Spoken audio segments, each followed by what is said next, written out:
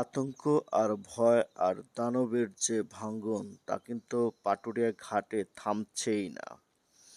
আমরা দেখেছি মানুষের উৎসুক জনতাও বাড়িগুলো ভাঙ্গন দেখছে, সরানো হচ্ছে বিভিন্ন স্থাপনা, কিন্তু কই প্রশাসনের কোনো নজরদারি কিন্তু ওই এলাকাতে নেই। আমরা দেখেছি যে এই অঞ্চলটি নদীগর্ভে বিলীন হচ্ছে একের পর এক। কেটে ফেলা হচ্ছে বিভিন্ন গাছপালা, সরিয়ে নেওয়া হচ্ছে এখানকার যে পাকা কাঁচা বাড়ি, তলিয়ে যাচ্ছে বহু স্থাপনা। মানুষ খালি দেখছে, কিন্তু সেটাকে রক্ষা করার জন্যে সরকারি স্থাপনা সহ কেউ এগিয়ে আসেনি। এটা কি রাষ্ট্র? রাষ্ট্রের কাজ কি? রাষ্ট্রের কাজ হলো জনগণকে রক্ষা করা, দুর্ভোগ দুর্দশায় মানুষের কাছে চাপা, মানুষকে সহযোগিতা করা। কই প্রশাসন? আজকে প্রশাসনের এই কাজগুলো কি মানুষ করতে পারবে?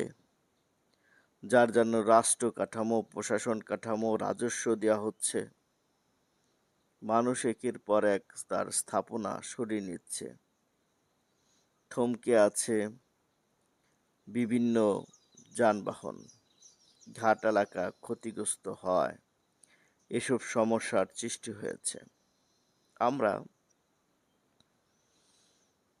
দেখেছি স্বচক্ষে এসব যে মানুষের কষ্টের দুর্দশার চিত্র, স্থাপনাগুলো রাখা হয়েছে, নিজেরা রয়েছে খোলা আকাশের নিচে, আসবাবপত্র সহ সব বিচ্ছিন্ন। মানুষকে সহযোগিতা করাই কিন্তু কাজ প্রশাসন বা কর্তৃপক্ষ। এখন দড়ি টানাটানি চলছে। পানি উন্নয়ন বোর্ড বলছে কাজটি করবে বিআইডব্লিউটিএ, আর টিএ বলছে কাজগুলো করবে পানি উন্নয়ন বোর্ড।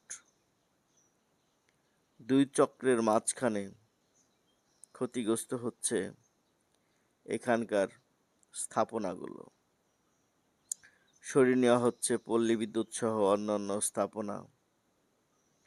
আর মানুষ কিন্তু ছুটে আসছে এই নদী ভাঙ্গন নামক দানবকে দেখার জন্য। দেখছেও মানুষ, উপলব্ধিও করছে।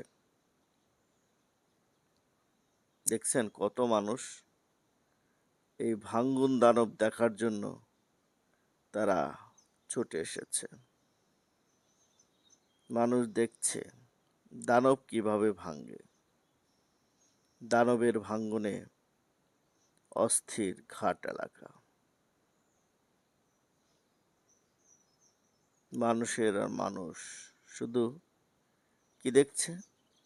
নদী ভাঙ্গন দেখছে।